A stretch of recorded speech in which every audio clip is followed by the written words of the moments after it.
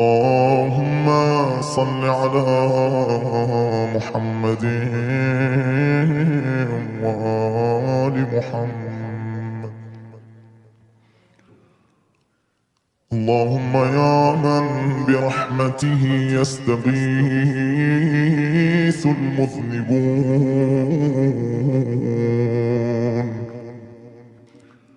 ويا من إلى ذكر إحسانه يفزع المضطرون، ويا من لخيفته ينتحب الخاطئون، يا أنسى كل مستوحش غريب، ويا فرجا كل مكروب كئيب،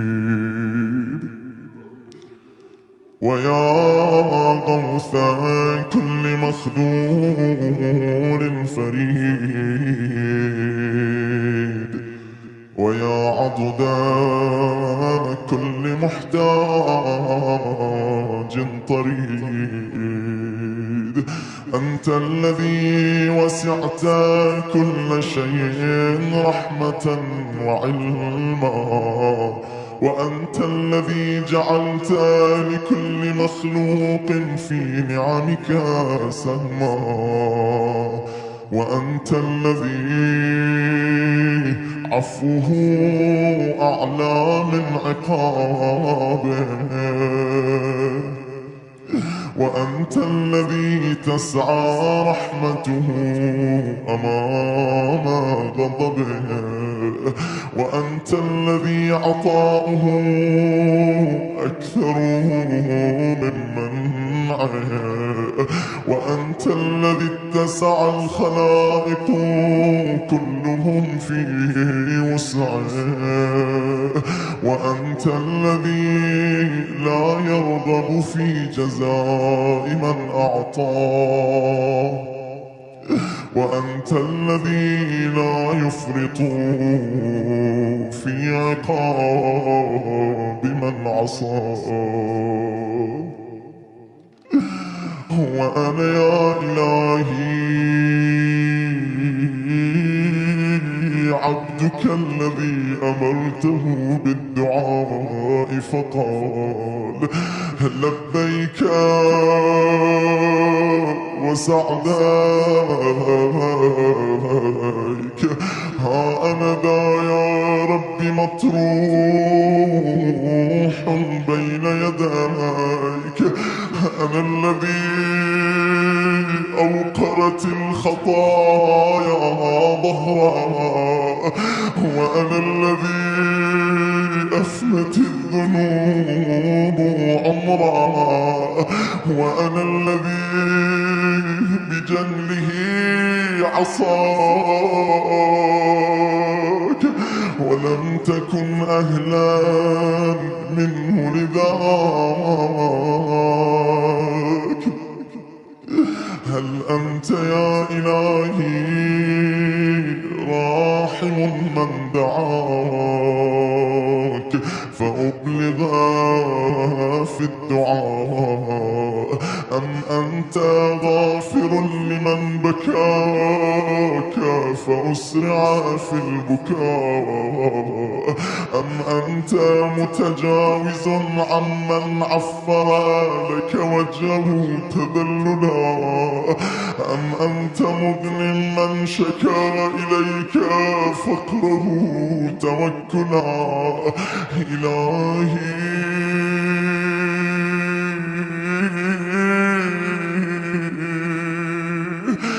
لا تخيب من لا يجد معطيا غيرك، ولا تخذل من لا يستغني عنك بأحد دونك. إلهي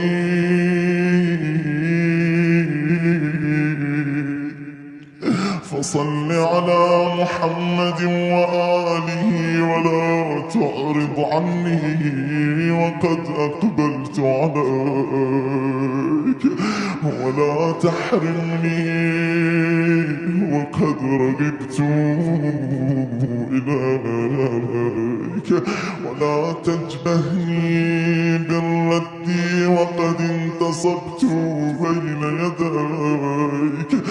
أنت الذي وصفت نفسك بالرحمة، فصل على محمد وآله وارحمني.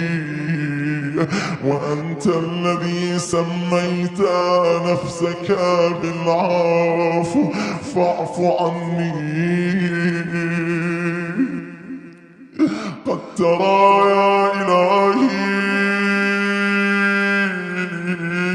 فيض دمعي من خيفتك،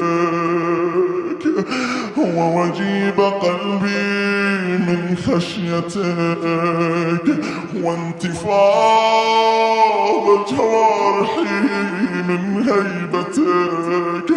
كل ذلك حياء منك لسوء عملي، كل ذلك حياء مني لسوء عملي. ولذاك خمد صوتي عن الجأر إليك، وكل لساني عن مناجاتك يا إلهي. فلك الحمد، فكم من غائبة سترتنا علي فلم تفضحني، وكم من ذنب غطيته علي فلم تشهرني، وكم من شائبة ألممت بها فلم تهتك عني سترها، ولم تقلدني مكروه شنارها، ولم تبدي سوءتها لمن يلتمس معايبي من جيرتي، وحسدتي نعمتك عندي. ثم لم ينهني ذلك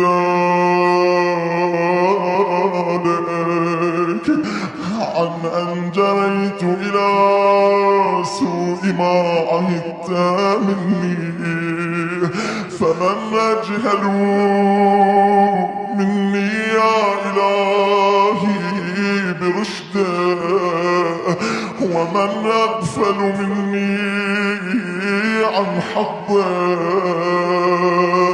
ومن أبعد مني من استصلاح نفسه. حين أنفق ما أجريت علي من رزقك فيما نهيتني عنه من معصيتك، ومن أبعد ضرا في الباطل وأشد إقداما على السوء مني. حين أقف بين دعوتك ودعوة الشيطان فأتبع دعوته على غير عمل مني في معرفة به، ولا نسيان من حفظي له. وأنا حينئذ موقن بأن منتهى دعوتك إلى الجنة، ومنتهى دعوته إلى النار.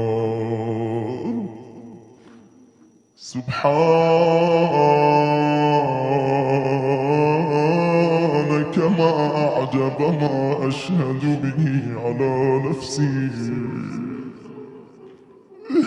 وأعدده من مكتوم أمري،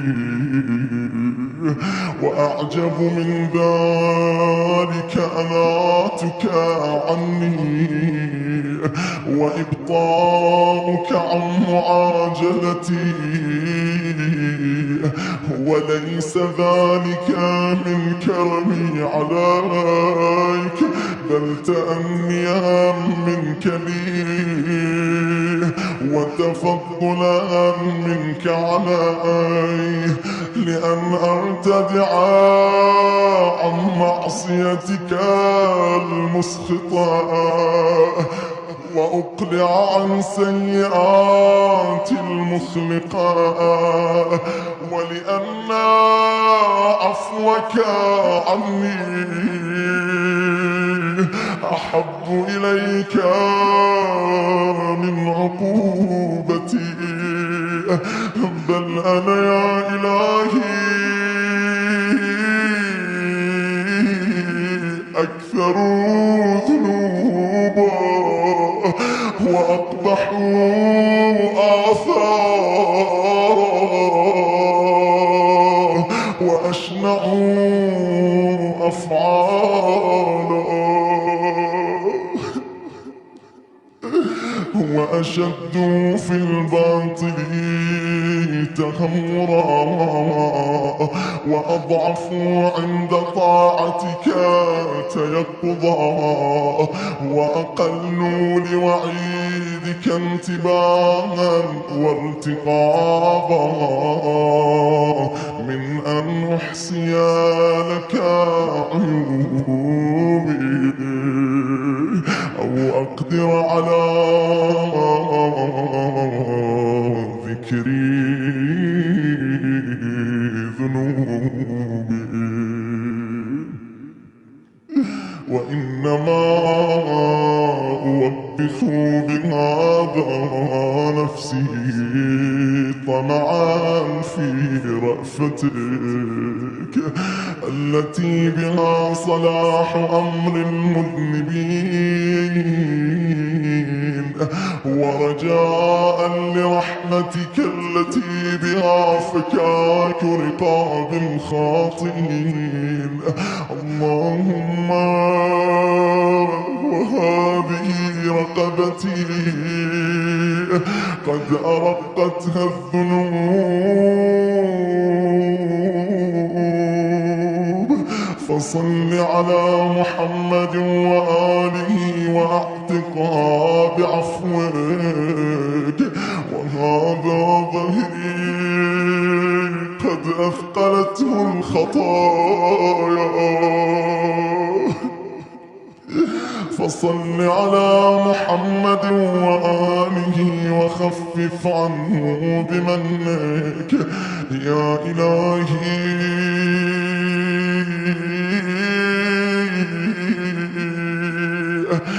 لو بكيت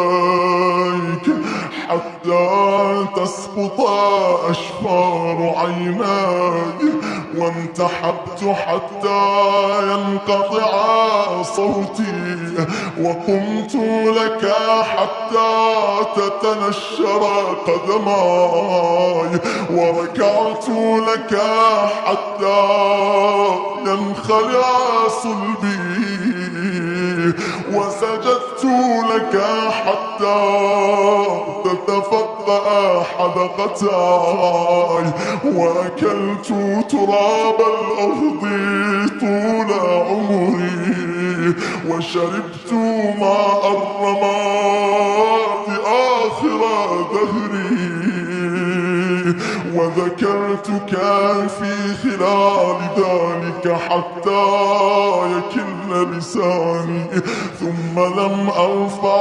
طرفي إلى آفاق السماء استحياء منك، ما استوجبت بذلك محو سيئة واحدة.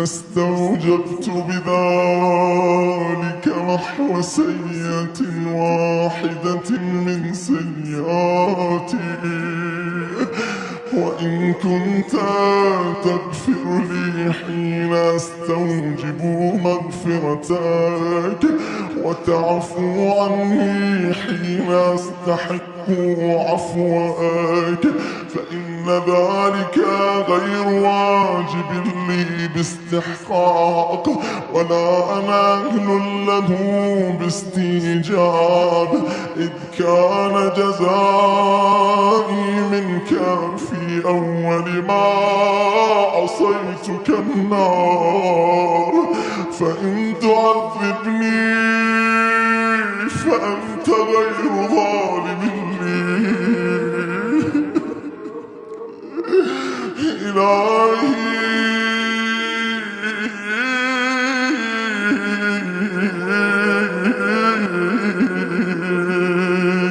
فإذ قد تغمدتني بسترك فلم تفضحني، وتأنيتني بكرمك فلم تعاجلني، وحلمت عني بتفضلك فلم تغير نعمتك علي، ولم تكدر معروفك عندي، فارحم طول تضرعي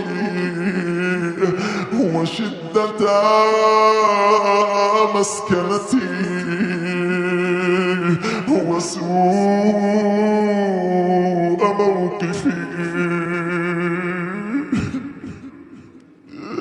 اللهم صل على محمد وآله وقني من المعاصي، واستعملني بالطاعة، وارزقني حسن الإنابة، وطهرني بالتوبة، وأيدني بالعصمة، واستصلحني بالعافية، وأذقني حلاوة المغفرة، واجعلني طريق عفوك وعتيق رحمتك،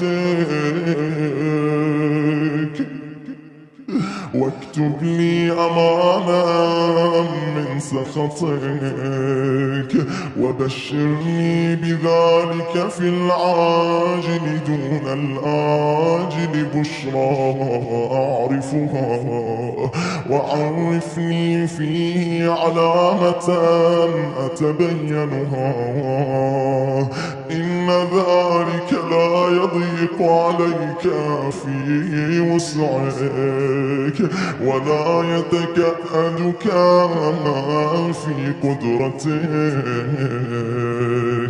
ولا يتصعدك في أناتك، ولا يؤودك في جزيل هباتك التي دلت عليها آياتك، إنك تفعل ما تشاء وتحكم ما تريد، إنك على كل شيء قدير.